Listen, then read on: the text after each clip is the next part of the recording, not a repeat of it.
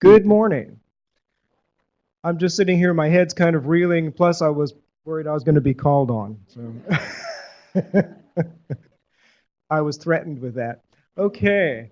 I'm Mike Hampton. I direct interdisciplinary studies, and I'm also a chemistry professor at UCF. And by just a stroke of great fortune, I get to be involved with curriculum alignment, which is the other side of college access. We work hard through the Direct Connect to make the opportunity available. And then the other thing that we have to do is to enable students to be able to take advantage of that opportunity. And so through curriculum alignment, like I say, I'm lucky to be involved. We started in 2005 with digital media, and then started adding in a STEM discipline each year until we got up to all of them except engineering, which we finally added this year. And then 2 years ago, we met in this very room and included our K-12 partners. So now we're aligning courses from K through 20. And the idea is to have the courses so that students are able to transition from one to the next, and each course prepares students for the next. And also, if they transfer and take a course at one place, it's the same as if they took it in another. In order to accomplish that, we've been doing subject level alignment, dealing with the syllabi of courses, including the topics and the depth of coverage.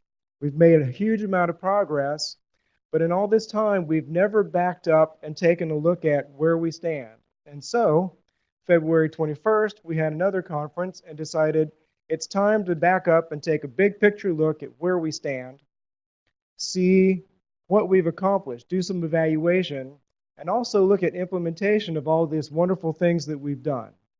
And so that's where we stand now.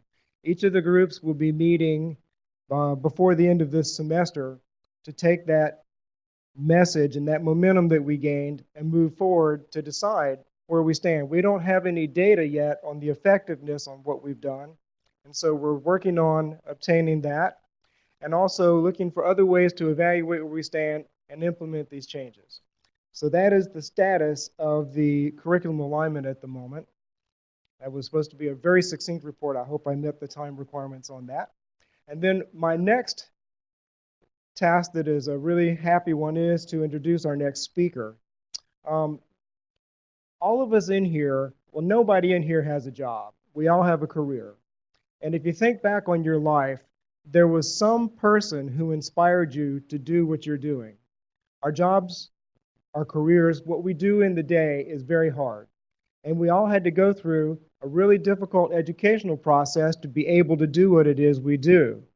There had to be someone who sparked the interest and the excitement to go through with doing that. For me, it was my father. He was an engineer with NASA, and he always knew how things worked. That was so cool. And I remember in 4th grade, I wanted a kite. So we got a kite, and typical kid, I want to get it flying. Come on now. Come on, come on, come on. No, we had to put this together right. And then you had to bow this one piece. So why do we have to do that? That's 2 knots we have to tie, and it's going to take another 5 minutes, and I want to get flying. So he explained the aerodynamics of dihedral and explained the difference between a wing and a kite and all this stuff. And so we got the kite going, and then his next statement was, wouldn't it be really cool if you built one of your own and got it to fly? And it was like, wow, I can create myself, build something new. And he gave me a book on the Wright brothers and on Da Vinci, and I saw all these kites, and so I developed a whole bunch of other kites to fly and found there's almost nothing you can't make fly. He also worked on rockets, and I won't talk to you about my research on rocket fuels in the garage. You really can make anything fly, I'll tell you that.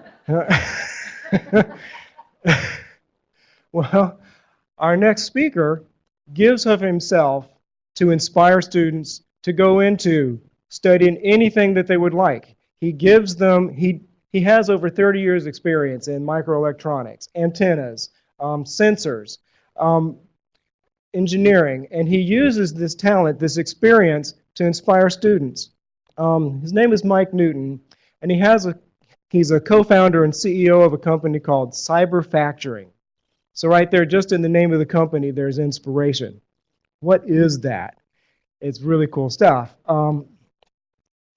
He is also, the Director of Strategic Technology at Cyperio, developing transition opportunities into 3D structural and printing electronics marketing space for functional device fabrication.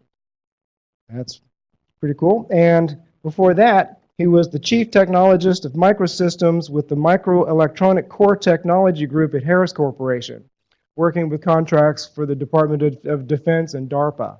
So he has a huge amount of experience and success, over 42 patents.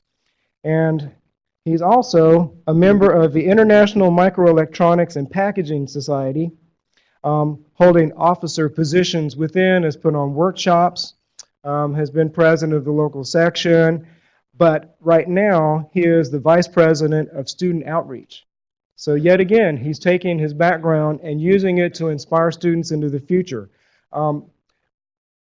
And it's a really good thing for the entire world. It's not only inspiring students for their own future, but these students are our future.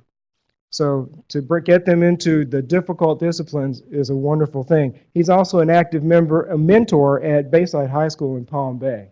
And so without any further ado, please welcome Mike Newton.